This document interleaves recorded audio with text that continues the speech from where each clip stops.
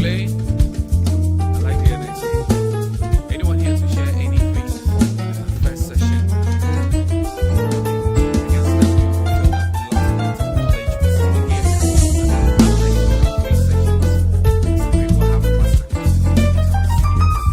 So we have a masterclass in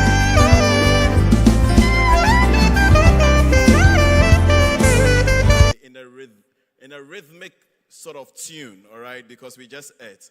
So humbly, everybody here is a young person. I think the protocol has already been set that we are all young people here. So let's stretch. Let's get the food settling in some. Let's get the food settling in some critical parts of our body so that it doesn't get us feeling, down and all that. So, clappe, triple. Put some rhythm into it. Clappe, triple, clappe, triple. Let's do it again. Clappe, my shoulders, my knees, my toe, they all. Thank you so much. I think we are in a good spirit, right? Entrepreneurial sort of conversations. I'm not going to use slides. And it's not something that is new to us.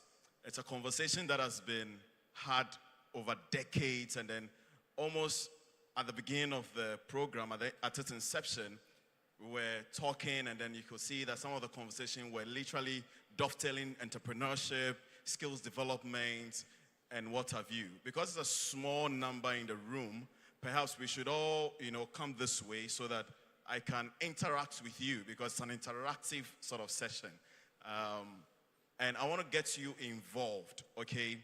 Because you are the experts. You know what is happening in our continent, in your country, on our continent about entrepreneurship. And the conversation has been had by so many people. Our older generation are talking about the need for entrepreneurship to more or less breach the opportunity gaps for young people in terms of accessing jobs, okay, employability. People need to become job creators and all that, because the government may not be able to employ all of us. There's a lot of pressure on the government. There are a lot of statistics to more or less buttress this point.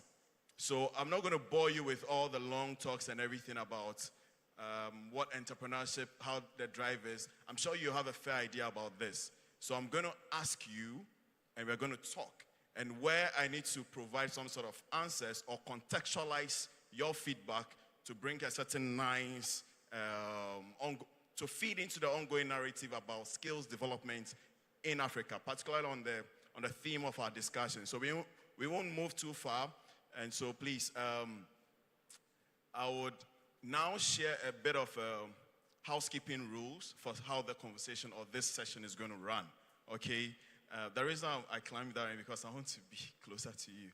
And I personally want to then move around to talk to you, okay? I know the room, we have experts in the room. We have people who have years of experience within the developmental space when it comes to entrepreneurial development. And then there are those who are also the doers, okay? So we want to blend those sides together, okay, so that we can drive the conversation nicely. Let me see by hands those that know that they are entrepreneurs here. If you are an entrepreneur, 1, 2, 3, 4, 5, 6, 7, 8, 9, 10.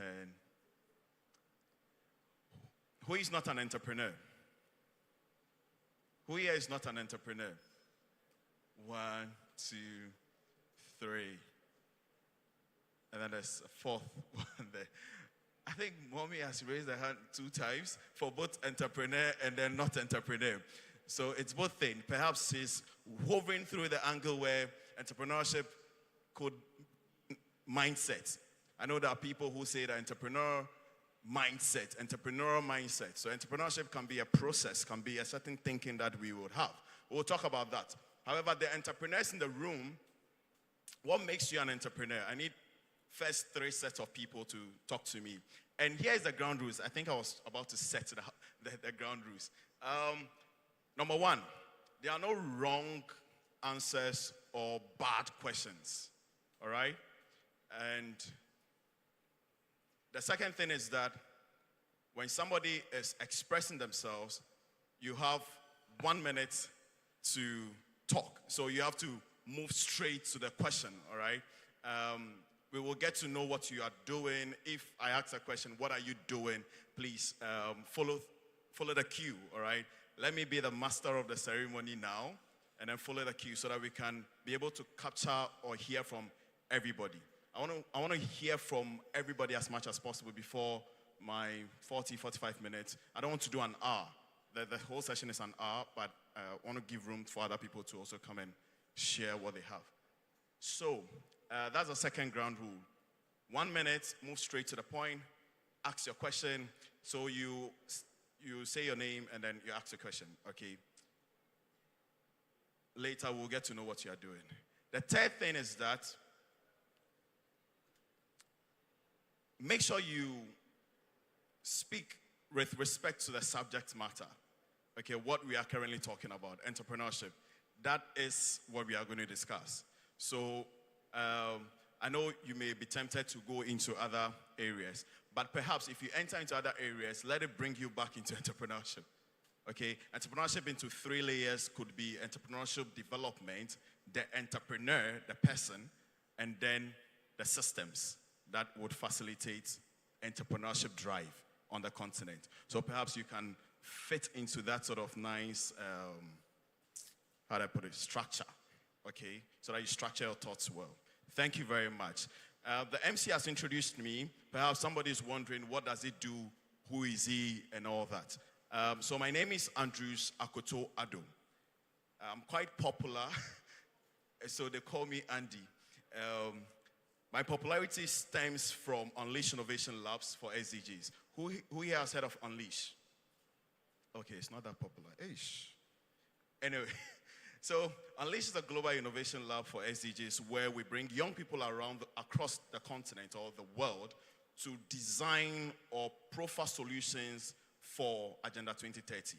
Okay, they are going to build solutions that are scalable, that are entrepreneurial ventures in the making to address the SDGs. Okay, so all the 16 SDG goals, what we do is to gather these young people, passionate, innovative young minds, to design or innovate, particularly addressing a specific challenge within an SDG area. So it can be poverty eradication, it can be renewables, it can be decent work and economic growth and all that. And then we gather them, we run them through the design thinking model where they begin to scope deep, go deep, ideate, prototype, test, and all that. And then we deploy them, and then we find partners for them, and then they then launch their ventures. That's what I do from the facilitation's perspective. Within the entrepreneurial context, I support the work of social entrepreneurs and also traditional entrepreneurs to scale their innovations from the angle of business modeling and then sustainability and then systems change. All right, so basically I do that sort of business development for them. And I do that with Reach for Change. Reach for Change is headquartered, it's an international nonprofit headquartered in Stockholm, Sweden, which stands to unleash the power of social entrepreneurs for the SDGs and then also Agenda 2063. Headquartered in Accra for the Africa continent, our operation, we have our office here in Accra. We operate also in Ethiopia, so Salamno, Danachu, Danada, Ishi. So we operate in Ethiopia, we operate also in Senegal. So basically, these are the things that I do. Okay, so we are going to move right into it. Are you here? Are you with me? Thank you very much. Okay, so the first thing that I asked was that who are the entrepreneurs in the room? So I want you, the entrepreneurs, to tell me, okay, what you understand by entrepreneurship, all right, on the continent. So I'm going to take 3 first sets of questions, and then we move into the next set of questions. It's going to be very interactive. So who here wants to assist me so that we'll do the work together with one microphone? And I know we are all young, but I'm sorry, I'm going to veto this one. Okay, I'm going to get someone who can be very mobile and move quickly. You can do that. Okay, please, let's get a microphone. Let's get a microphone. All right. Oh, no, I was going to ask for the microphone. Oh, you. So the first input, Mommy has her hand raised. You have, so Professor has, okay, her hand raised. Who else wants to talk? I want to see maybe 3 hands, first set, and then, first and foremost, what is entrepreneurship for you? The reason I'm doing this is because entrepreneurship, most of the things, I think one of the panel discussion or a certain, one speaker had mentioned that we import a lot of things. And perhaps we also import knowledge. And that's my sort of advocacy within an African conversation, that we contextualize what we mean when we say entrepreneurship. So I hope you will say it very practical and less. So what does entrepreneurship mean to you? Okay, so now will I get the opportunity to talk about me as an entrepreneur at some point?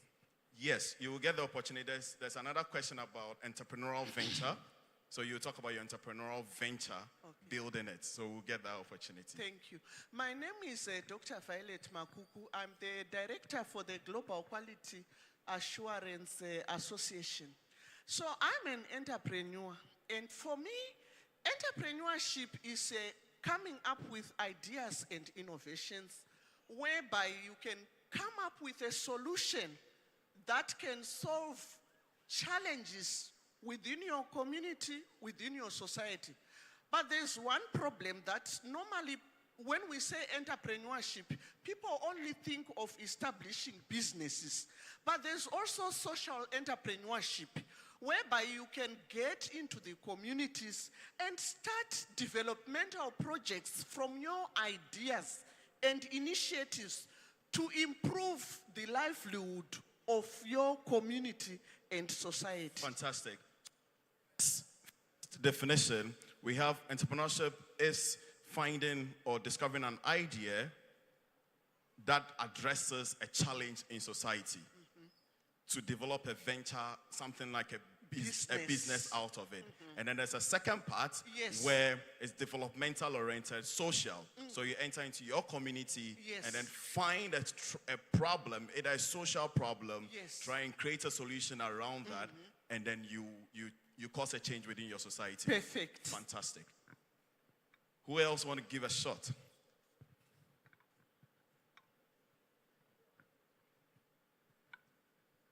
I make it quick. Thank you. Entrepreneur is you have an idea and you put all your resources inside in order to make this idea come true. You will fail and you continue. You put more resources inside. As long as you believe in your idea, put everything inside, and the other part around will come from by themselves. I was going to actually ask who an entrepreneur is. So the question is on entrepreneurship, right? The process. But then the entrepreneur, where I was going to add the venture. That was the second sort of question. But I like the point that you're making. Entrepreneurship as like, the definition that I wanted was like something like entrepreneurship as a process. Entrepreneurship as a concept. What does it mean? Not who an entrepreneur is. Because at the moment, there is even no sort of, how do I put it? The sort of definition of entrepreneurship, entrepreneur, is even not who. They say, what is an entrepreneur? Based on the whole sort of ideation or conceptualization of the whole sort of entrepreneurship as a process, entrepreneur as a person. But I like what he said, somebody who sacrifices, put all they have into an idea because they believe in that idea and they want to cause some sort of a change. Is that it? Or basically? Awesome. who the entrepreneur is? Absolutely. And start something, put all his life into it.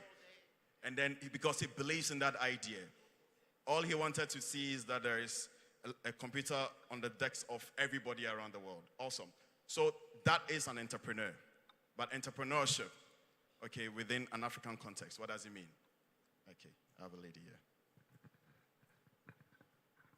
So my understanding of entrepreneurship is finding problems and actually looking for business solutions to solve those problems. And I would explain business solutions as solutions that will put money in your pocket, not just any solution. Fantastic. How you make money defines the entrepreneurship process for her. It's about how you make money. Business solution. It needs to make money. All right. Well, Thank I'll attempt to say that in the African context, I like that. entrepreneurship is about managing risk and uncertainties using very minimal resources to make an impact. So in the African context, because the risk here in doing business is very high, so it's about managing risk and uncertainties using very limited resources to make an impact. I wish I had a board here so that I'll be writing some of the key points, because there's a wealth of knowledge actually coming here. I'm trying to stay away from the tech aspect of things. Otherwise, it would slow me down. I want to get everybody involved. So risks, taking risk, and with limited resources for maximum impact. Fantastic, for impact. Taking risks with limited resources for impact within an African context. Let's bring it home. So, at the moment, with everything that has been said, there are some perhaps keywords. If somebody's writing, there are some keywords that you pick out of it. So, entrepreneurship, as a process, you have what? Innovation. Finding a problem. First, identifying a problem. And creating an innovative solution to address that problem for impact or for societal change, right? That's more like a holistic or sort of gathering everybody's thoughts here. We more or less like bring it home into this sort of summary. So this means that entrepreneurship doesn't have one definition, right? You can't have one definition for entrepreneurship that this is how you define entrepreneurship. It is a continuum. It always changes based on the times, based on the seasons, based on the events, based on things happening within a specific location. So entrepreneurship can be specific to the events and the things happening around you. So it brings that sort of drive from an individual, and then they enter into a certain sort of motion that they want to address this, right? Awesome.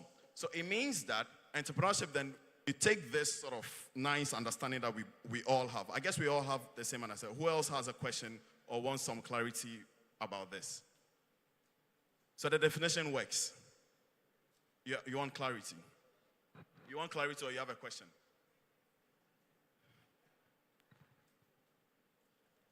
I guess the only part was thinking about how we put innovation in there, right? Because innovation is becoming a very big buzzword, and the question becomes, in Africa, what is innovation, right?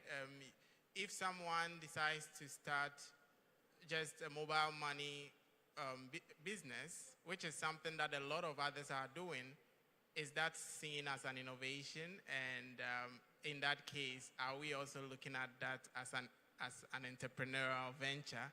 So I think having that kind of very contextualized view of innovation, it may not always be new. Amazing. This is a fantastic perspective here. So you have to then define what innovation means within us, within our context in Africa. So it may not be bringing in something new, but changing an existing thing to perform better or to optimize a certain existing operation for optimum results, basically, right? Do you all agree to this? Do we all agree to this? So innovation may not be technology. Technology in itself is an innovative process. It's like a vehicle that brings about innovation. Technology may be, from technology, we are tools. Technology could also be a mindset change. So in defining technology as an innovative sort of application, normally they define an innovative application of a certain tool to cause a change within a process or to bring about either optimum results or scalable results for a specific intervention area.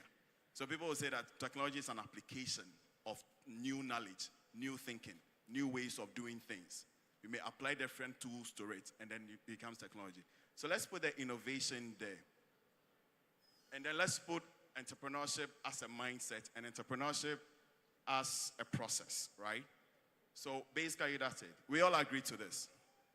Innovation may not be something that you're going to take from somewhere to bring it. Somebody has another thing.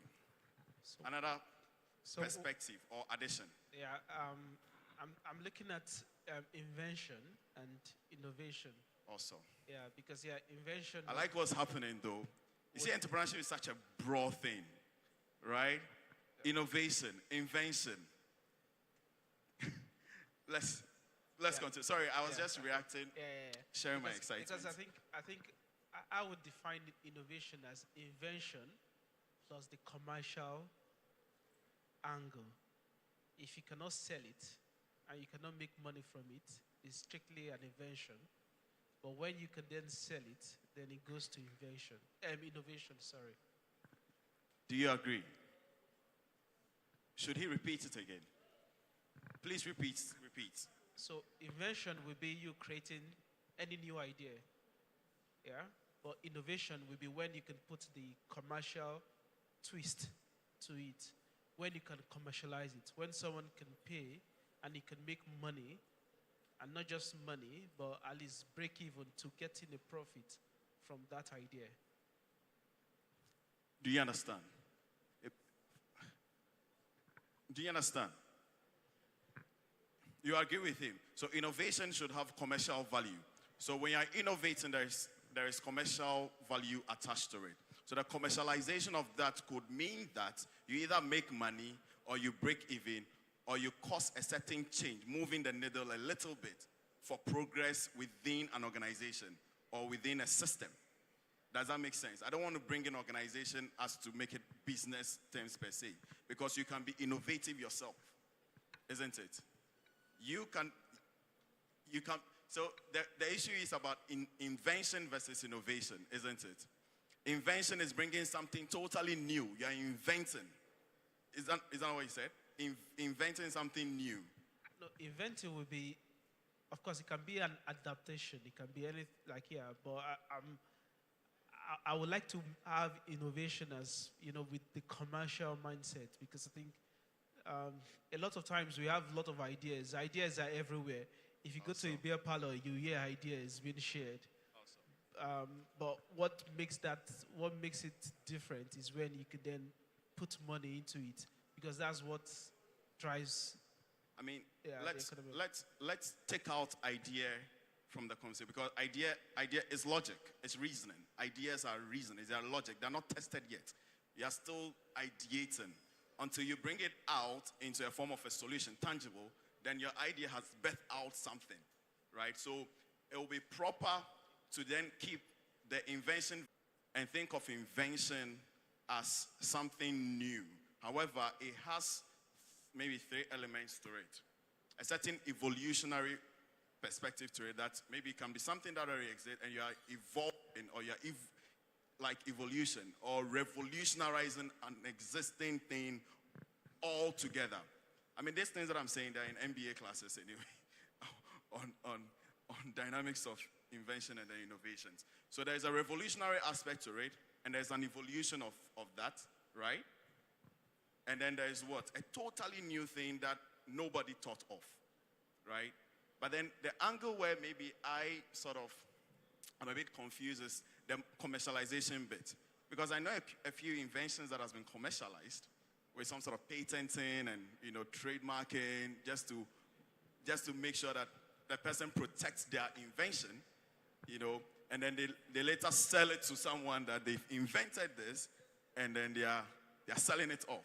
So perhaps that has a commercial sort of impact also tied to it.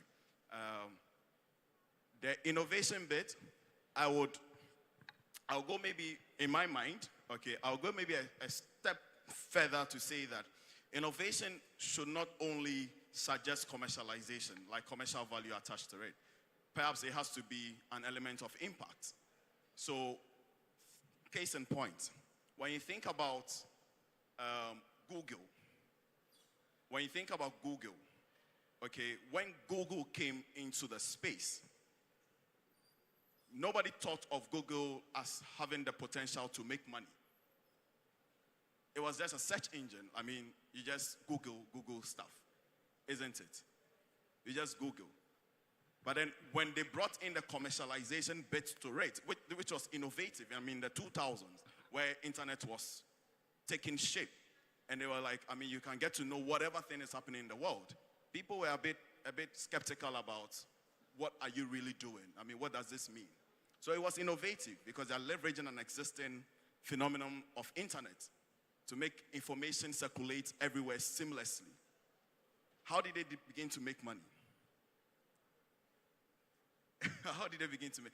Nobody here knows about the software. That's the only way that they began to make money. When they could trade the software onto different computer systems, where you can have Google as the software in your system.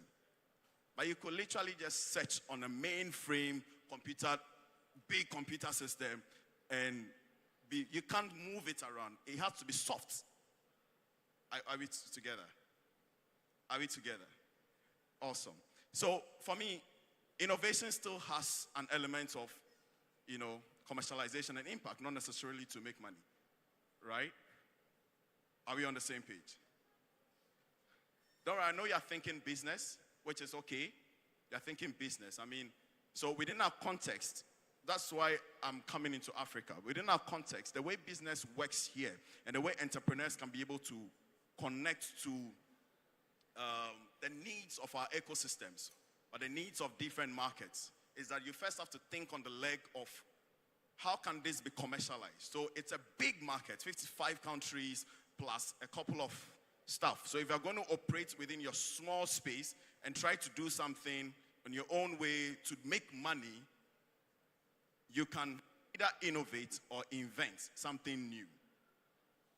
That has an impact value within your small setting, right? You can commercialize within your small setting, but then there is an upscaling to it where you want everybody to get to hear, to get to see, to get to interact with what you want to do or what you are doing. Are we together? So the moment that begins to scale up, then eventually there is a lot of things that begin to come into play. That's when you have to develop your market. You have to find paying customers, users. There are different types to that, right? The users can be on a freemium model where they are just testing your product, trying to see how it works. You won't make money there, but you have people subscribing, people being onboarded, using basically what you are bringing into the market. That has an element of education to it. You are beginning to tweak people's mind that, hey, there's this thing that you are doing. It has the potential to do great things in their life. And now what do they then pay for? That's what you have to figure out. What can they pay for? Because people like things to test, to see how things work. The moment you bring something for them to pay for, then now you're selling value. Isn't it? You're selling value. And then now they can pay for it. And then now you're making money. And then your next layer would be to find the next person who can help you enter into a new market, to do that same thing there, to develop the market, to fine-tune your product, to do product development, product testing, to do market development, and all those things. And understand your journey, your user journey and all that, how they transit from one layer to another. That is normal process that we have been taught. But then things can change. Because Africa, as Mr. Pratt said, there are risks in the market. There are things, unforeseen things that could happen. COVID was a disruptor, right? So how do you get flexible? How do you build a certain innovative mechanism to be flexible such that you can augment your product line or operation in a little bit so that you still exist? That is your job as an entrepreneur, isn't it? Are we on the same page? Who is lost? All right, I feel you. I think we're on the same page. So, so based on this first sort of interaction, so now there are few that I'm picking up from here. I'm sure you're also picking up from here. First, entrepreneurship, first and foremost within our context, is a mindset. It's how you think, right? It's how you think. Your ability to see an opportunity within confusion, within uncertainties, within turbulence. All you see is not challenges. What you see is opportunity, right? So as an entrepreneur, you have a certain eyes to dictate and see that, no, there is something that we can do to fix this. It can be a new way of thinking. It can be a new product or service, right? So that's the first, entrepreneurship as a mindset. Are we together? Based on what we've been discussing so far. And then the other side of what we've discussed so far, if you are following, you realize that we're also thinking about entrepreneurship as a vehicle, like a process, a vehicle to transform a whole sort of society or get people to understand a certain new way of, a better way of doing life or a better way of doing things. So, Prof made mention that social entrepreneurship, and I like that. It can be from the policy angle. You are influencing, based on your activity, you are influencing policy within your community, where things can be properly designed. You can propose a certain new way of organizing town hall meetings, a certain new way of scoping policy or formulating policies for young people, for an instance. So you can influence policy on that side. You can also change the entire way that people conduct themselves within your community that you don't like. Example could be the littering habits of people within your neighborhood. You can say that the way people are littering here, perhaps they don't have accessible, safely managed sanitation services. What I'm going to do is to partner with a waste collector or waste pickers to come into this neighborhood and then do something about this menace. Are we together? Are we together?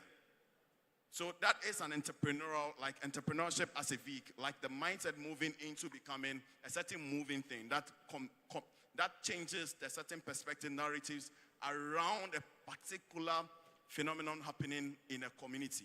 The phenomenon could be a challenge, could be a circumstance.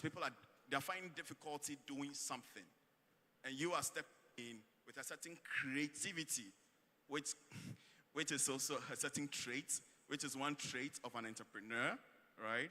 You're creative. So yeah, we're on the same page, right? And then we spoke about the product service side of things, where either you're inventing or you're innovating, okay? Those are mainly product service conversation, or yeah, product service conversation. But then the bigger fish that I think we're all sort of hovering around was also the market dynamics, what we call market economies, demand and supply and conversations when it comes to entrepreneurial stuff. So do people need this? What you want to propose, do they need it? Is it addressing a need? Is it providing value? Right? So how many people want this to be done for them? That's the only way you can get, number one, users, paying customers, stuff like that, right? And then there's another aspect to it when it comes to the supply. How many people need this? right? How many people can use this product? How many people can be enrolled or onboarded or be able to even buy my product or service? How many people? How many people have the purchasing power for this? So that I'll be able to then say that, okay, I'm going to supply or do this to this because the market is good. And then you come into a different conversation on raw materials, availability of, stuff that you need to do your stuff. I mean, your product, or fine-tune it, or build it, or deliver it. Those are big conversations that I think in this room, everybody will find difficulty. Those are the areas where it has like maximum risks. But I think, I'm sorry, I want to get your name. Antonio. So Antonio was citing Bill Gates as an example.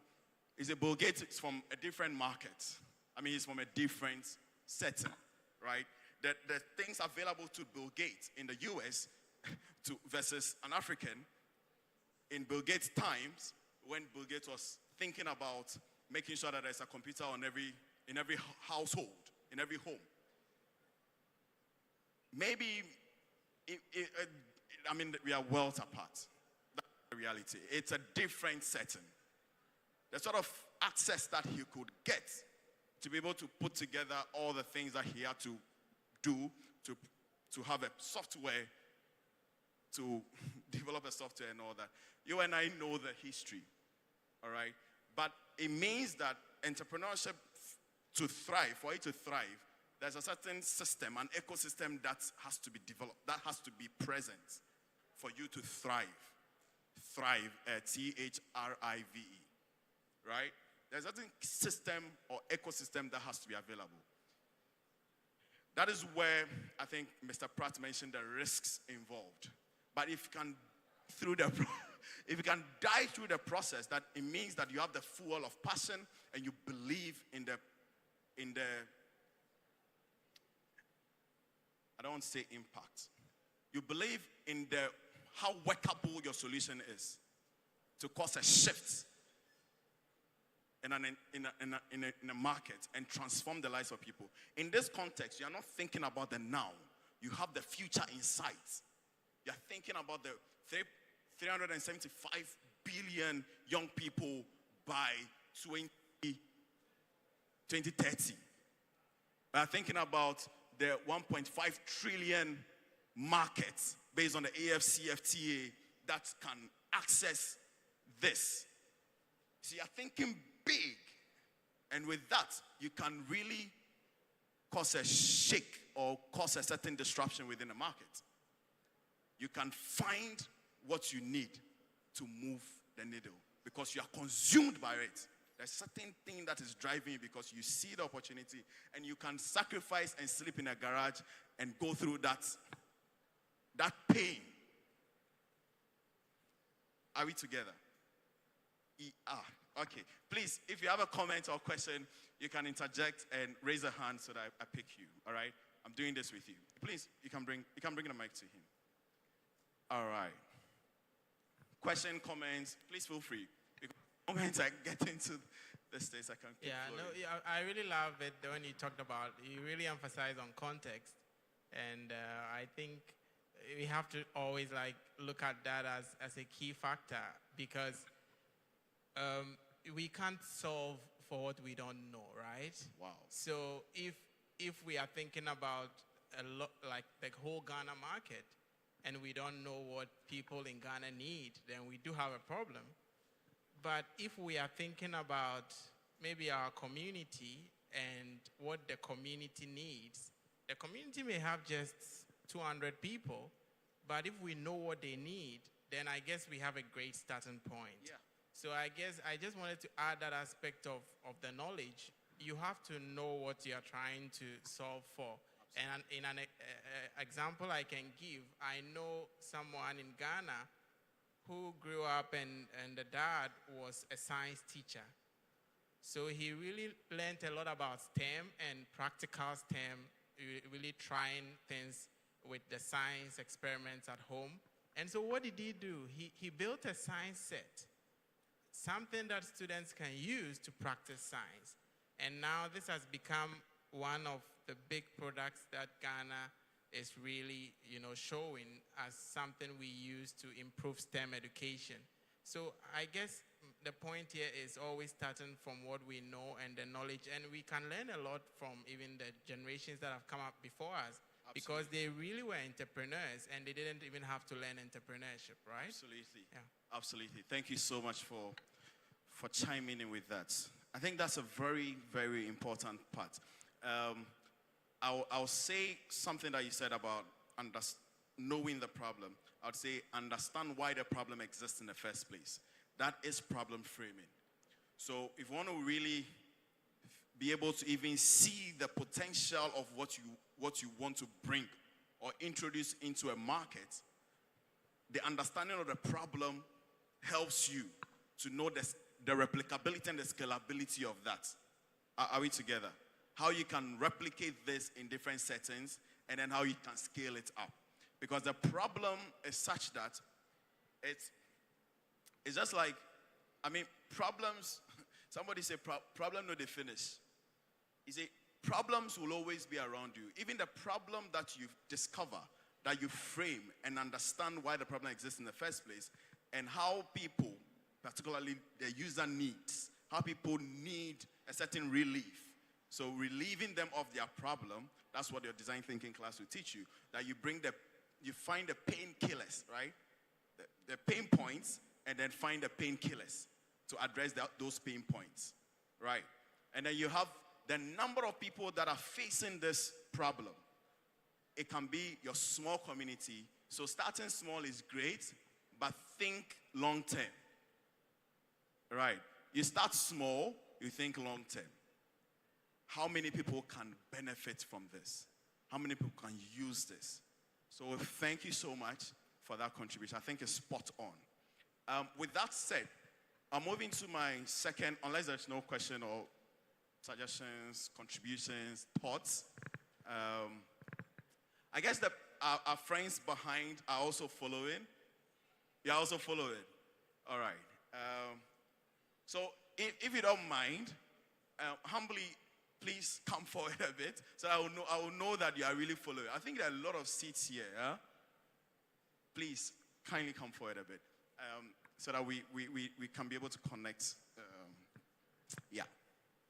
We can connect. Okay. I have another session actually after this sort of masterclass, entrepreneurship masterclass, called the Hackathon. The problem-solving hackathon. It's basically on youth unemployment in Africa, thinking about solving it in 3 areas. I understand that our session is almost ending, and I'm the one to take you to wrap up everything and then bring in Mr. Pratt to then close us, all right? So there's sort of a last bit of our nice run for the day. This is the Africa Skills Week, and this is the Youth Summit, right? The Africa Youth Summit, powered by All Africa Students Union, the Africa Union Women, Gender and Youth Directorate, UNHCR, ILO, and then on the hackathon, Reach for Change is helping to facilitate that. Okay, so Yes, so what I thought we were going to do is to open up to our youth, because why we are here is we want really to support them. Yes. So now we were supposed to maybe give them room to ask, or you asked any question, nobody responded. Unfortunately. Okay. But then we'll do it. Okay. Prof, I like where you're going, because that was actually my main thing to do with the second part of the question, where you will present your ventures. What are you building? Where are you currently, especially the entrepreneurs in the room, those who raise their hands, right? What problem are you solving? Okay, what's your challenge? So that we would hack that, or more or less like profile solutions on that. Exactly. So we are you in read sync. my mind. I read That's your why, mind. yes, I think we are connected. Let's try and crack them down Absolutely. to find out what really their issues are, then we try and get some solutions. How do you identify a problem? Yep. How do you move about from there? But I have just two quick comments. Please do.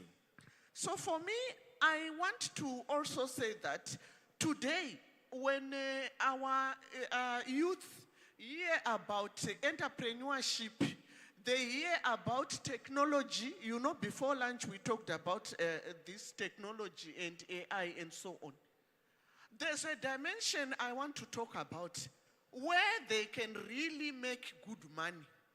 Other than the ICT-driven technology, all of them cannot be digital people and what have you. It becomes oversubscribed.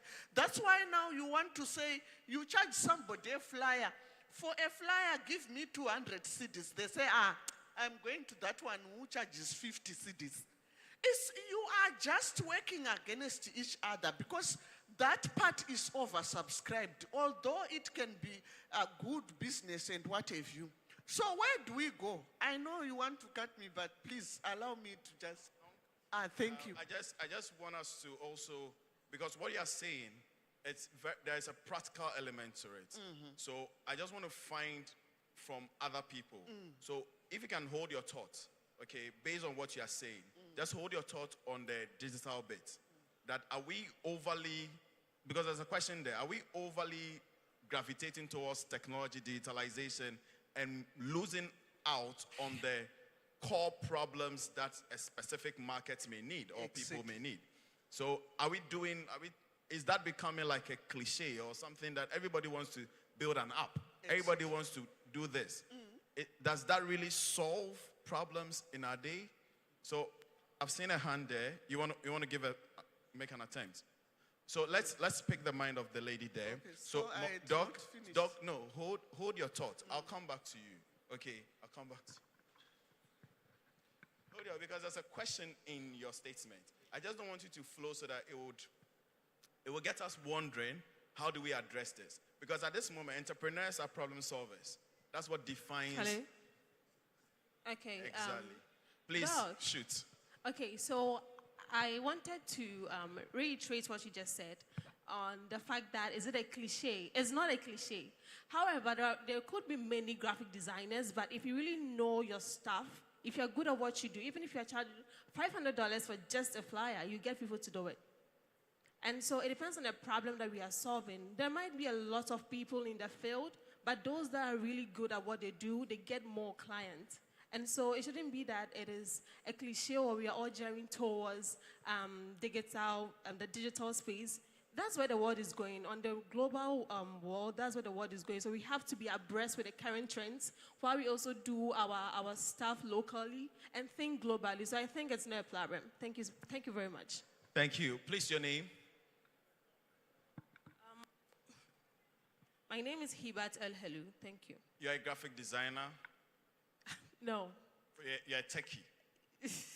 I volunteer with the Center for Climate Change and Sustainability Studies. Fantastic. I'm also an MC, so you can book me for don't your market events. yourself yet. Don't market yourself yet.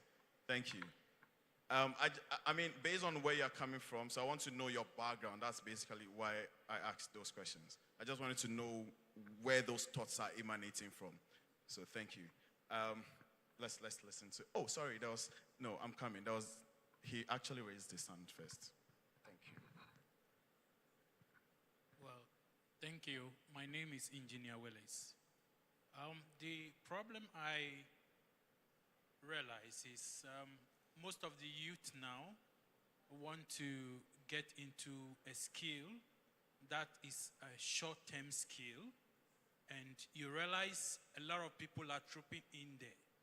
But we all know that it is the market demand that determines what we give to the market.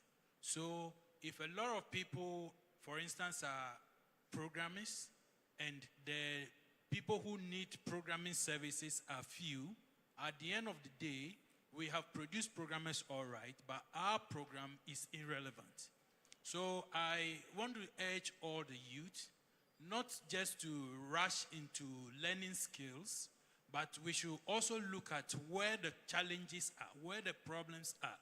If it will take you 5 years to mastermind the solution to a problem, do it. Initially, we were talking about skills, but it is not enough to get one skill, because the industry out there is looking for people who are multifunctional. The industry is looking for an engineer who can do the electrical stuffs, who can do a bit of fabrication and welding, who can solve some minor problems. So if you go concentrating on programming, concentrating on one thing, at the end of the day, you have a fair understanding, but yet you might not be qualified for the job market. So let's be a bit skeptical about this thing. Fantastic. Before we listen to or hear from a thought or a question, let's break this down a bit. So number one, there are transferable skills, and there are your core competences. Okay, like skills that define your work, that you can transfer onto different aspects of work. So I think Antonio actually said something when Alex actually asked him a question, if he should define a job description. What type of talent will he employ or get into his? And it was like he needs a multifunctional individual, somebody who can think on different legs and solve and be driven. The person has to be entrepreneurial themselves. And entrepreneurs are men jack of all trades kind of thing. So at the inception, they know how to do a lot of things because they are building something from scratch. They have to be their own managers. They have to be their own PA. They have to be their own marketer. They have to do everything. Unless you are not paying attention, you may be able to then pinpoint or even identify. I see your hand raised. I'm sorry, I've identified you. You have something to say, so don't worry, I've identified you. He's recognized, don't worry. Don't go there. Stay here. Because there's this lady and one other person. So there are skills that are core, right? This is how I see it. There are skills that are core to your work. That you know that these skills define you and how you deliver on the job. And then there are skills that complement a certain ongoing phenomenon or a process within the bigger work that you have to know, like communication, like ability to structure your thoughts, gather your thoughts, and be articulate, right? Like skills that would come through digital, like being able to create nice emails and craft your messaging so accurate such that you can convey your thoughts for somebody else to read and understand what you're trying to say, right? There are skills that would also be primarily, just as engineer was mentioning, primarily to help you deliver your work flawlessly, efficiency to be seen in the work. Because you won't have to go and call somebody else to come and say that, oh, I've gotten to this stage, I don't know whether you can start working on a PPT file for this because I've developed a whole document. You can be able to combine the design of content creation for a document and then work on your own PPT file using Canva, using Google PPT, PowerPoint presentation. You can do your own stuff because you are presenting yourself as a full package. And then you can even be a graphic designer in addition, where you can do your own sort of flyer design because you don't want to wait for somebody else. That's how entrepreneurial you are. Where you pause for another person to take off, then it means you are building something that is incremental in nature. So you need other people to contribute to it. It's so big. But within your own work stream, there are some skills that you have to facilitate the process seamlessly for you. That's how you become a good sort of staff or a colleague for another person. All right? So I think I just wanted to bring this perspective so that we know that, because entrepreneurs are like that. If you're not able to get the job done,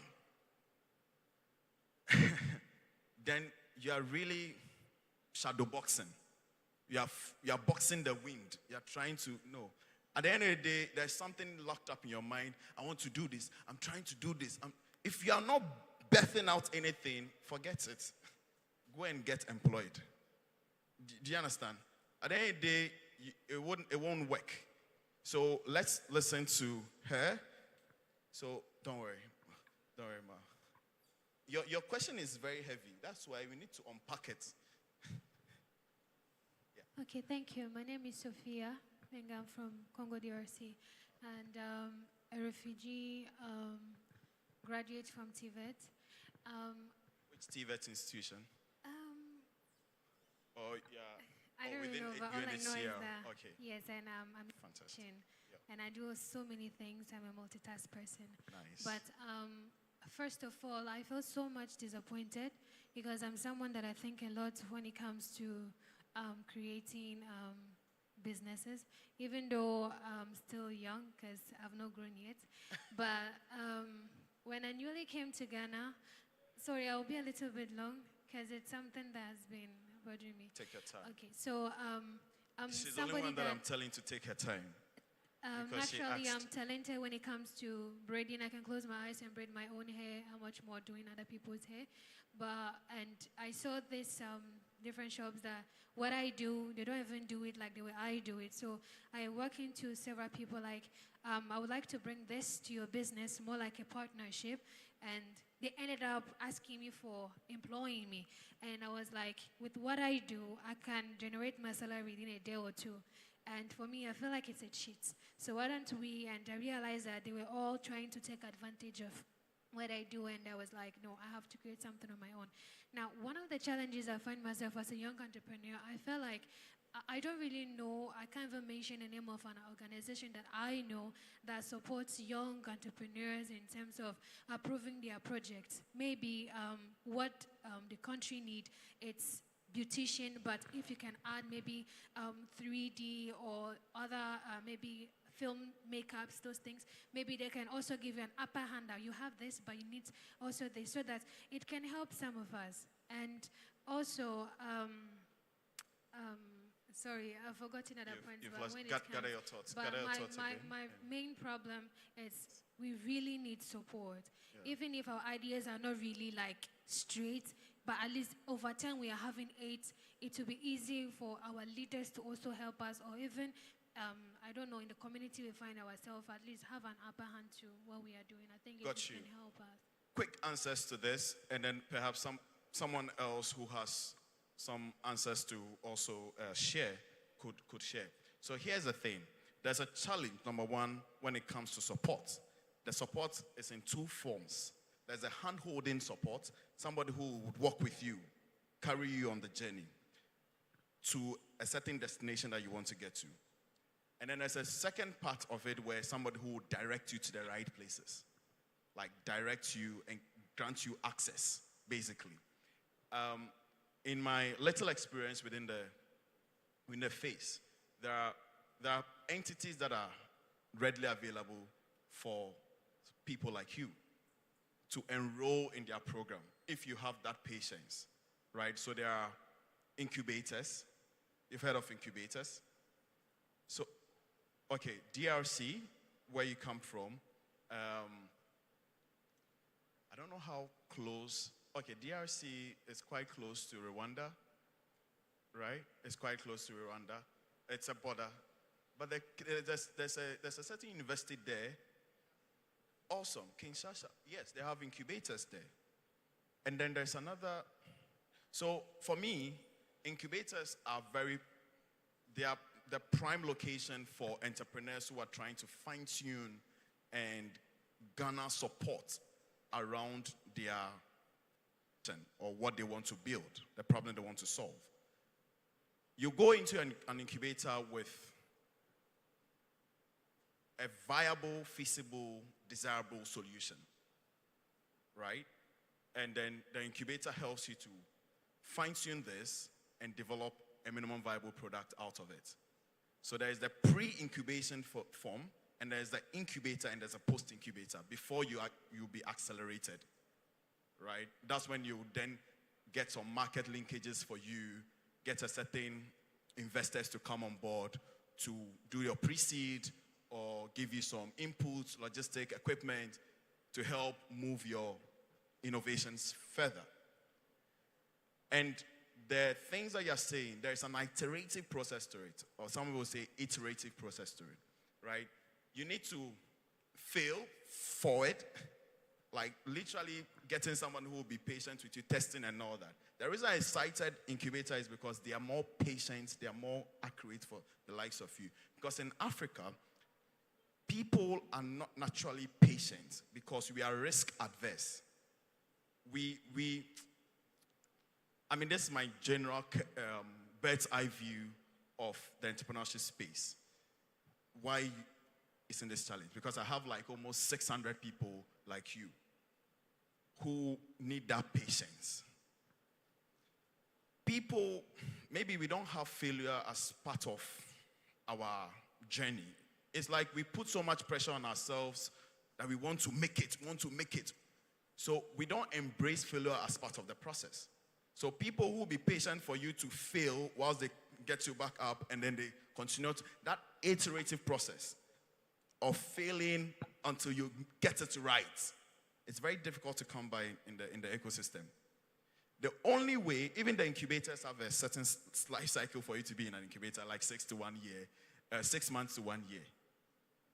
And then you have to come back and then enter into the process. So for me, I feel like we need innovation labs more, like where you can, like a laboratory, where you can go in as a scientist to. But at the end of the day, you realize that it's your idea that is out there and the person has taken it. There was that element to that. But then, I mean, if somebody takes your idea, allow the person to take it. I mean, what? Yeah, allow the person to take it and do yours. I mean, for me, that's the case. Let's see, let all the seeds be planted and all grow, and let's see who's will stand the test of time. For me, that's the only way that you get to succeed in a cutthroat market. That is how it is. There are people who would build a business, and somebody is there to more or less like it's actually to take the same business and innovate it in a little way. But it's the same thing, but they've changed something little. Maybe, yeah, just a question. You have a system here in the continent of Africa for Blue Angels. Yeah. Yeah. Mindset development and all that. We do have. And that's where my organization comes in.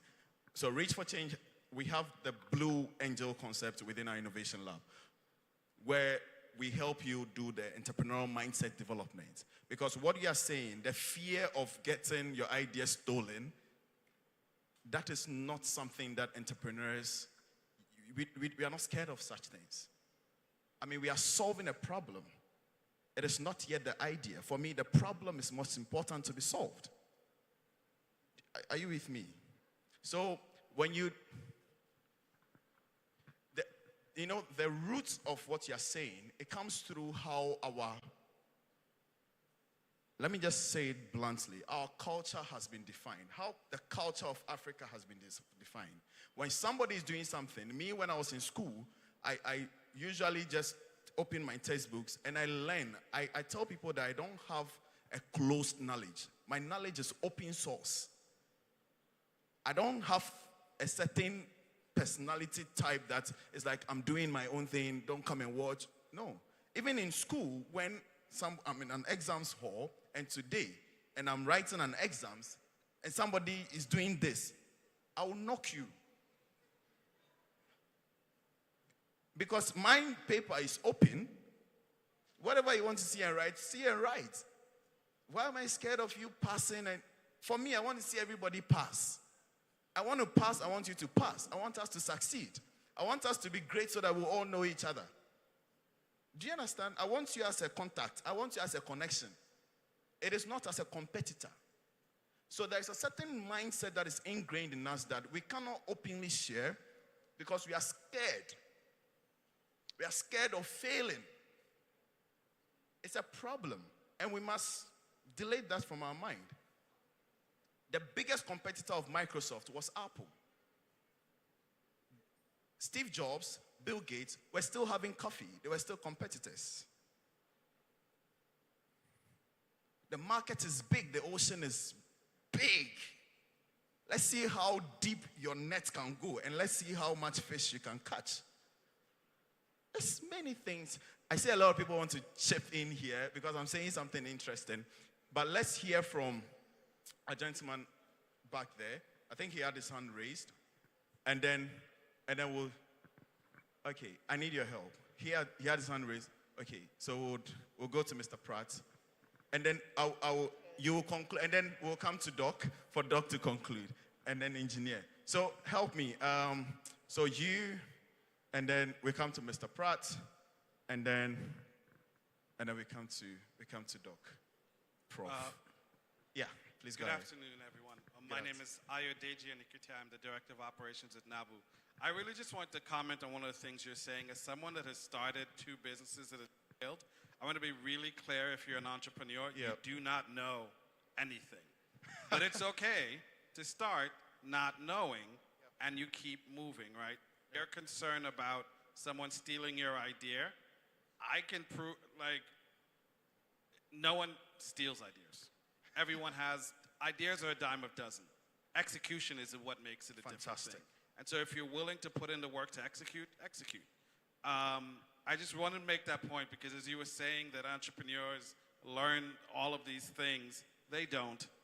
Most of the largest entrepreneurs you know made up a lot of things as they went along the way. And as they got, and the best thing you can do is share your ideas and build teams that actually believe in what you're building and can add value to you and the thing that you're trying to build.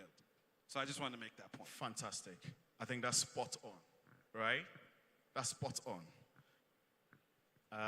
Let's hear from Mr. Pratt, and then Also, we'll come to Doc. I'll just make it real quick, just to address your issue.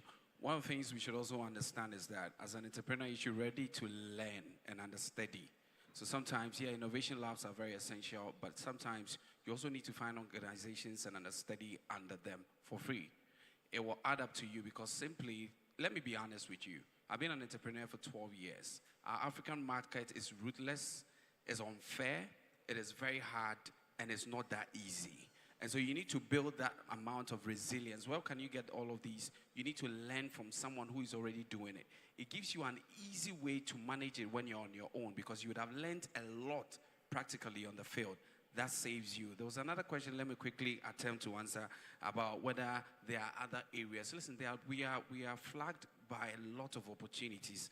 Let me give you, for instance, there's an increasing demand for food. Urbanization, people are moving about. What does it tell you? Agri-tech. We need to find a sustainable way for us to eat. As an entrepreneur, the problems continue. You need to find areas where the problems are very complex. Because when the problems are simple, your business ends. The problem has to be complex because that keeps you in the market for a long time. So the more the problems are becoming complex day by day, the better it keeps you in the job because you remain innovative. And guess what? Once you are solving, the problem becomes more complex. You earn more money because you keep solving. Just like bacteria, once you give it the antibiotic, it develops resistance, it grows again, then the pharmaceutical company will tell you, we've developed a new molecule, and then they are making more money out of it.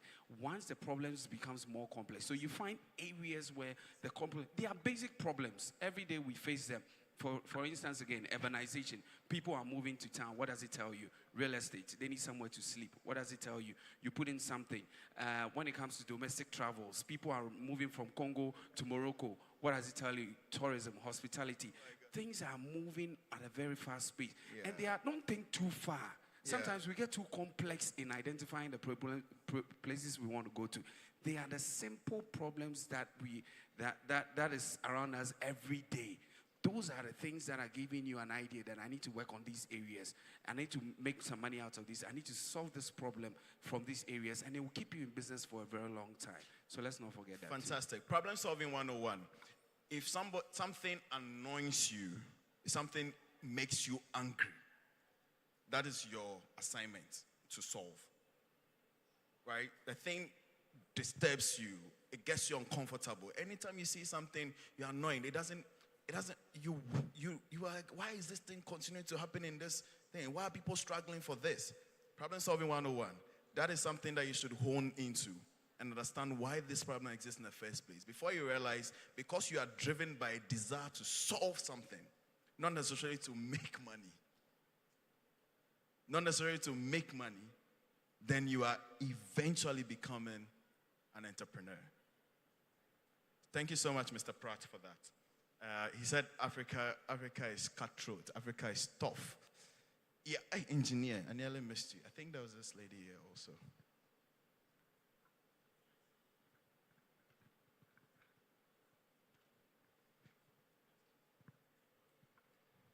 Let's finish this. Please go ahead. Sorry. Oh, sorry. Well, in as much as young guys, we want to we want to become entrepreneurs. There's one thing that is very important. That is, you should have an upper hand over the skill you want to trade in. And how do you do that?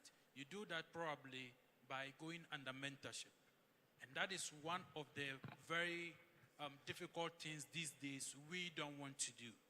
Go under mentorship for a year or two for free when you are eager to make it, when you think you have the idea, we are not willing to do. But that is the way forward, because you can't get it in a day. Personally, I didn't get it in a day. I have done so many, excuse my language, junkie jobs for people. You've been used. Industries. I've been used, but I know what I want. And today, the experiences I gathered from all those institutions are paying me today. If I were not to be a fool enough to undergo those trainings or those difficulties, I wouldn't be where I am today. So honestly, there's no shortcut to life. Let us take it one step at a time. And then, as you were saying, you have the idea, but whenever you go, they want to employ you.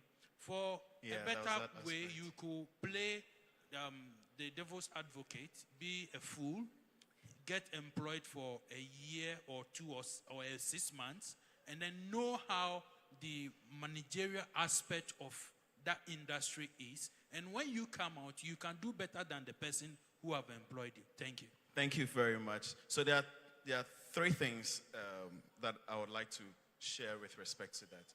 You have a comment? You want? Okay, don't worry, I'm coming. So I have difficulty in the idea of mentorship. Not like I don't like it. I think it's great. I would rather turn it into you identifying your hustle phase in life, basically. It's a hustle. So for me, I'd prefer to say that I've identified something and then I need X, Y, or Z people to learn a thing or two from. Because for me, mentorship is it's from the person who I'm going to, the person that I've identified to learn a thing or two from, because I've identified this and I'm thinking of solving them, but I don't know how to go about it. So I'm going to be talking to Antonio. The more I go to Antonio, because Antonio is very busy, it's Antonio who will see a mentee in me. I won't call him a mentor. It's not going to be so structured a thing, right? You are basically growing as an individual. Because the only way you get to grow is to stand on the shoulders of giants. That's the only way you can see far, right? That's Isaac Newton. So in the context of that, try and throw away, because I'm a young person, but I have so many people sending me messages in my inbox that, Andy, can you mentor me? I'm like, I'm not there yet. I can't mentor you. You can book a session with me to have a conversation around something that you are doing. Basically, don't structure it like I need a mentor. No. Life is in phases. Men are in sizes. Every phase comes with different sizes and capacity of people that you meet. So the person will give you something today. They will feed you. They will give you some idea. They will help you grow. So I like the fact that you're saying, but to make it very practical, because some of these things, they are borrowed ideas. To be honest, they were imported into our setting. Let's get real. Let's go into our normal, traditional setting as Africans. Every community, there was an auntie there. Every community, there was a father. Every community, there was a sister, there's a brother. There was somebody looking up to. Me, I grew up looking up to so many people because I liked the way they conducted themselves. I did never call them mentors and anything. I was learning from them basically. That is how our society has been shaped. So fundamentally, we're supposed to learn from each other to excel or to grow. And then allow somebody to identify a mentee in you. To say that, hey, I'm putting you under my wings. I've seen that you're doing something amazing, and I want to support you. The only way that you can hear such a language is when there is value seen in you. There's value. It's when you have value. So the entrepreneurial venture, somebody can say that, because that's how eventually my ventures and things were, most of them were open source and they were adopted because they liked their thing and they were like, Andy, can you just trade this off so that we can add it to an ongoing thing and then we can just build it through it? Waste Recovery Platform, UNDP. I came back from Unleash Innovation Lab. I had something about Waste Recovery Platform, bringing in people together. Today I'm saying it here. It was just a conversation. Before I realized that climate cluster, I was an intern there. I was doing my national service. I went for an innovation lab in Shenzhen, China. I came back with some brilliant idea, energy, entering into so many offices. I'm like, I have this fantastic idea. And they just start to me and be like, do you know something? We have a certain strategy and sort of policies that we've already designed. And we think that your idea can be further built into something. I was like, why not? I'm happy to be a part of the committee that will set this up. Before I realized there is Waste Recovery Platform. Today, UNDP Ghana has the Waste Recovery Platform. They have so many entities enrolled onto that platform, dishing money every day to entrepreneurial ventures on waste management and recycling. The only thing I needed was to solve a problem. Today, out of that, I have like 3 or 4 people who genuinely are keen on supporting and funding anything I do from the UN agency. So eventually there is value and there's an exchange. So for me, there are so many layers to this. So the other aspect that I want to also add is that, please, learning is continuous. So a friend said this, that you can't know everything. You learn on the go. That's a fail forward. You go through the process and everything that you know today, it won't stay the same. So you have to always be fresh. Like always be sharp. And you're not the one who will go and tell somebody that I'm so sharp, I'm so smart. Allow them to discover that in you.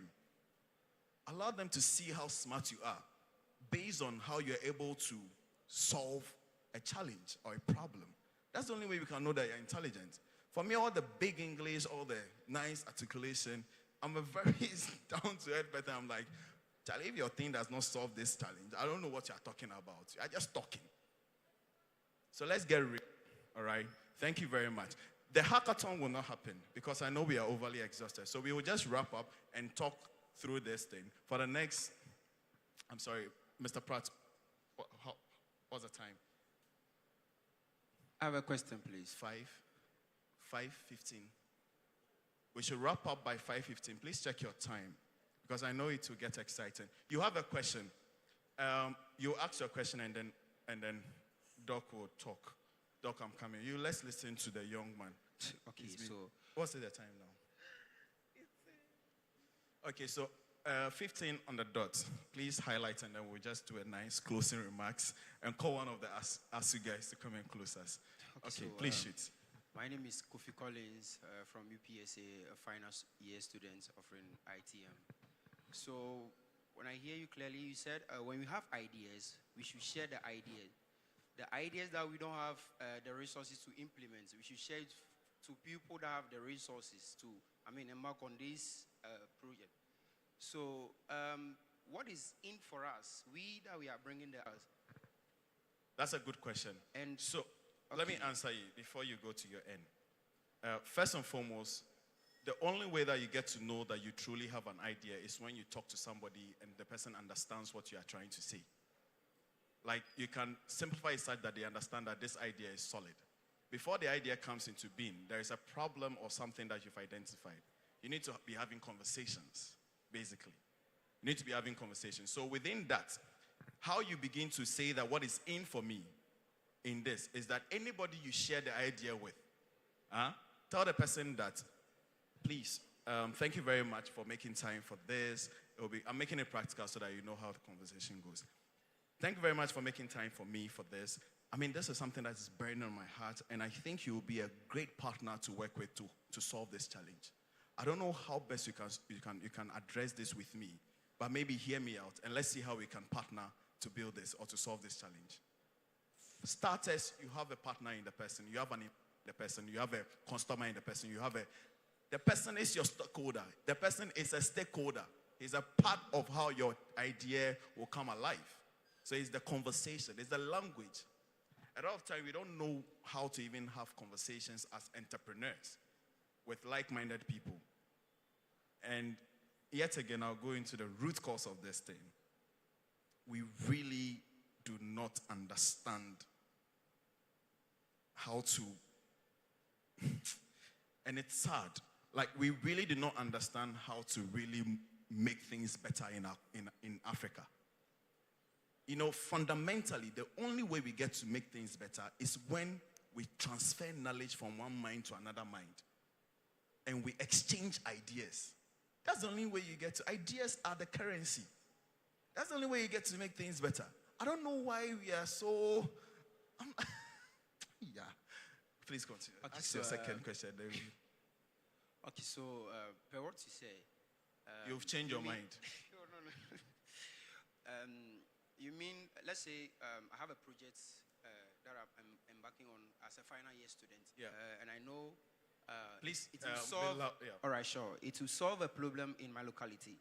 So, and it will bring a lot of money. What about if I share that idea with someone that has the resources to do that, and the person tries to buy me off from the idea? And it is an idea. It has nothing yet.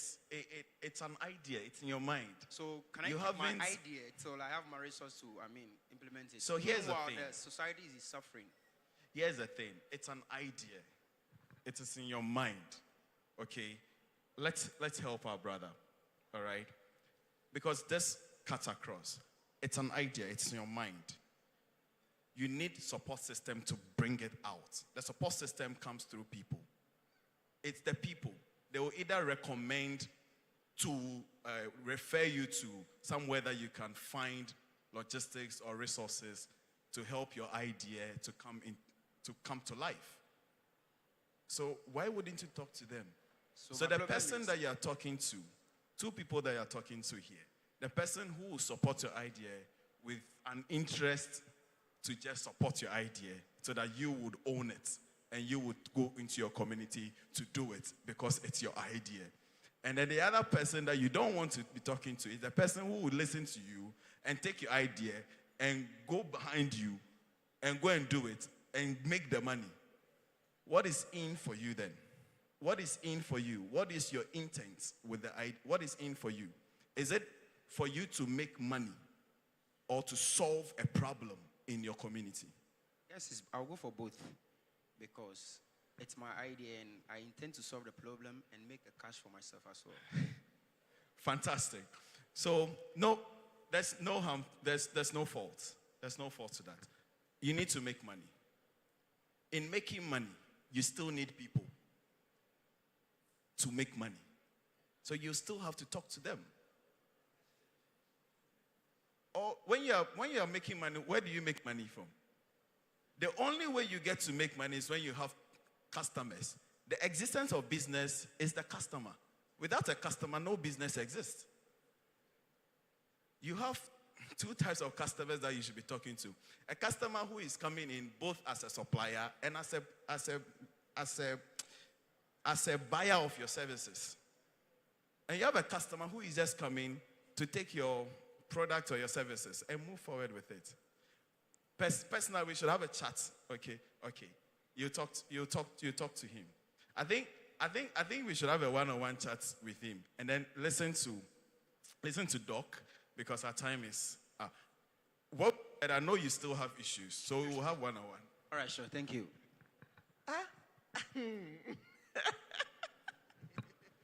I really felt I got deprived. That was sort of unethical, I'm sorry to say. Okay, so let me continue with where I left from. So now, what I was going to say is that the market plays its own game. You know, the demand and supply. Also, to respond to the lady who says, I could be a good digital what, and do charge 500 and people come to me. But still, the demand and supply principle will eventually come in. And you find that too many of you are concentrated on that. But just something I want which can help our youth is the skills gap analysis. These people, they need information. For us to get the skills which are oversubscribed and the skills which are needed. For example, I'm a Zimbabwean.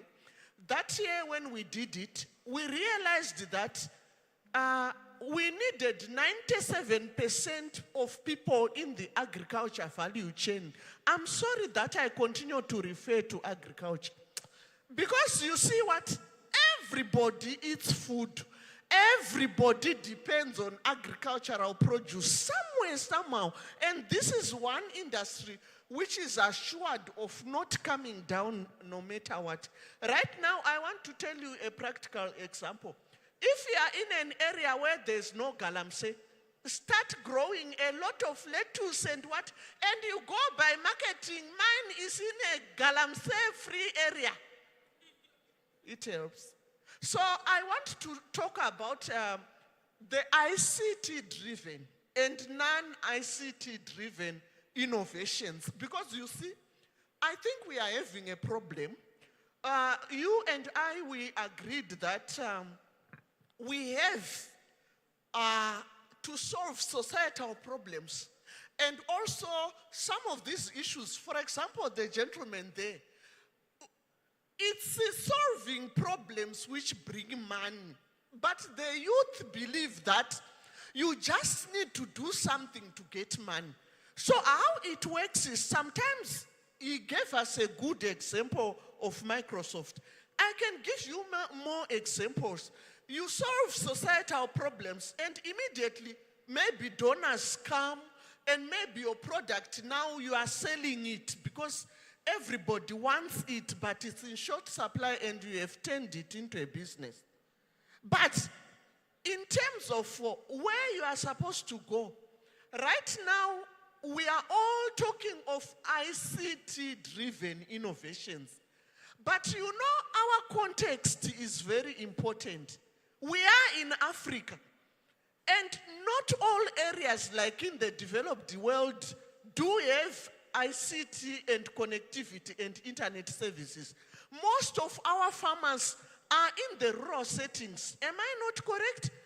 They need somebody who can devise pieces of equipment, agricultural equipment for weeding, for planting, for harvesting, which are better than what they have now. Imagine combining the engineering and also this entrepreneurship. How much money would you make out of it? So we need to be practical, colleagues. Fantastic. Now our youth, you look at it, you all want to go to the clean things. Please start playing around with debt. That's where money is, the way you want it, that you plant lettuce today, less than a month you are selling. You start something today, you see that there's a lot you need to do on the agriculture value chain. From pieces of equipment for planting, weeding, harvesting, to processing.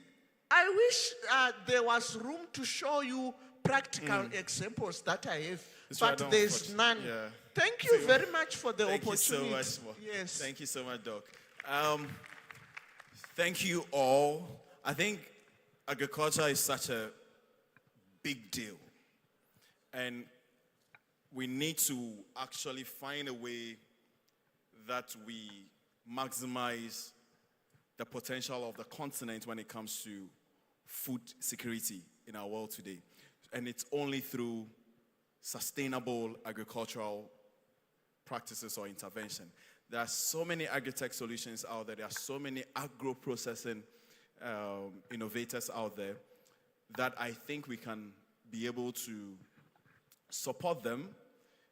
If we see the need of agriculture, we would definitely all be finding a way to troop or do something in that space, either as agripreneurs, either from process or distribution angle or mechanization angle. There's so many things that we can explore there. You can do this as a passion project, and let's continue to talk, all right? This actually brings me to the end of my conversation. I'm going to leave my friend, my brother, who is standing next to the flip chart, to give us a recap of what we've heard so far, because he was taking notes. And then he would also share his thoughts when it comes to an action or direction for us. Thank you very much. Let's give it up for him. I don't know his name yet, but I think he's done a wonderful job taking notes. Okay, thank you everyone. My name is Caleb Watson, a fresh graduate from ALX. I'm a data analyst. All right, so today we spoke about entrepreneurship, and then we made mention of some key points like technology, innovation, and then we spoke about entrepreneurship itself, being a process and also being a person, having an identity. And then we spoke about technology being a change of mindset, having a change of mindset. That is basically what we agreed upon when it comes to technology. And then innovation, we all agree that innovation, when we talk about innovation, it has to do a bit of commercializing. When commercializing too, you need to know that in the long run, you end up impacting lives and you end up impacting the society as well. And then we spoke about invention. Invention has to do with bringing something new, bringing a new idea or trying to do something that has not been done yet. We went forward and then we emphasized on the fact that by commercializing, you end up impacting lives. And entrepreneurship is also your ability to get a solution. And it is also a mindset. So we all agreed on the fact that entrepreneurship is not only about what you believe in or what you are doing. It's also a mindset. So you need to have the mindset to become an entrepreneur. And then it is a vehicle to get people to have a better way of doing things. So that is the part where he mentioned that if something pisses you off so much in the society, something that you do not like the way it is done, something that you think people do it in a better way, you can use entrepreneurship as a vehicle to get people to do it in a better way. And then we spoke about some market mechanism like the demand and the supply. And then we spoke about the demand part, reflecting on the parts where you need to focus on how many people need what you have. How many people need what you have, and then supply to how many or what's the quantity you can supply to the needs of people, to meet the needs of people. So the means to meet end is what we are talking about when it comes to entrepreneurship. And then he made a keynote to for us to take home that your environment also contributes to how long you can thrive. So in order for you to thrive, you need to also know that your environment is a factor, it counts. The environment you find yourself in. So welcome to Africa, where we are known to be poor, but then we have a lot of problems to solve. So that means you have many opportunities that you can think about your friends outside or abroad, because here are many problems that we need to solve to become entrepreneurs as well. And then we spoke about skills. We said there are transferable skills and then there are core skills. Transferable skills are skills that we can transfer from one mind to the other. And then there are core skills where there are skills that you have in you, that they are so within that maybe you cannot share, but then you can build upon it. And then we came to the last bit that we spoke about market the demand for marketable skills. So skills that are marketable. And then we spoke about being goal-oriented, being able to get things done. That is all about being goal-oriented. When you set a goal that you need to get this thing done, you need to find a new way whereby people can get to their offices in no time. You need to make sure that it is being done. You do not give up because, let's say, there's a policy that is talking against what you think. And also, you need to be multifunctional. Being multifunctional means coming up as an entrepreneur. You'll be very attacked with resources and some challenges where you need to get yourself involved. You need to be your own marketer. You need to be your own manager. You need to be your own sales rep. You have to be ready to work in all the departments that you think in future you're going to have. So that is being multifunctional. Adaptability also talks about you being able to be very swift. But when the market's swift, when maybe you have an idea, that idea is targeting a certain group of people, but then you realize that quickly now that group of people have stopped demanding what you are ready to offer. You need to be able to swift so quickly that you'll be able to attend to the needs of the new demand of the market. That is adaptability. And then we have the problem-solving part where you need to be always ready to solve a problem. For you to be very marketable, your skills to be marketable, you need to be very willing to solve a problem. So you always need to be ready to solve a problem. And I think that is all we studied for today. So adding up to what my boss said, I think, friends, we need to understand the part that, yes, it is true, we need to solve a problem. But then let's be honest with ourselves. Where we come from, we've been trained up to be very hungry. Like, in fact, we've been starved for long. So at the end of the day, you sitting there, I standing here, if we all get the power to go into the positions of those that we think are misusing the funds, because of how long we've been starved, we end up satisfying our own needs, leaving the bigger problem, and then we end up at the problem. So at the end of the day, what I'm trying to say is that we do not need to always focus on how hungry we are. Because when you are so hungry for the money, when you are so hungry to satisfy your needs alone, that is where you worry about people stealing your ideas, and then you start to fear that you bring out an idea. Because at the end of the day, any idea that you have in your head that you don't have resources to it, the moment you tell somebody, it is very likely for somebody to adapt to it, somebody who has the resources. But then engineer made mention of the fact that you can even become a fool by going to learn from whoever has started your idea, and then you learn new ways that you can do the thing that the person is doing better. And then our MC also mentioned the fact that you need to be aware of the environment. The environment where we are in, the African market, is very ruthless, where people do not give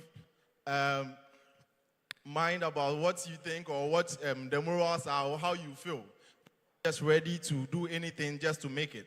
So at the end of the day, when you have this mindset that this is what's at stake, you'll be able to thrive, and then you'll be able to do well. I think that is my part of it all. Thank you.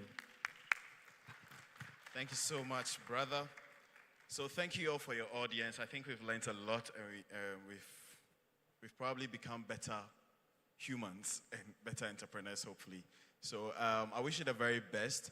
If you want to connect in touch with me in any way to extend some of the conversation or ask or solicit new perspectives to things, I believe that you know something, so I like to talk. It's more like conversation so that we can both learn a thing or two from each other. So you can connect with me on LinkedIn, Andrew Sakotoado. Just search. Actually on Google, if you want to connect everywhere, do that.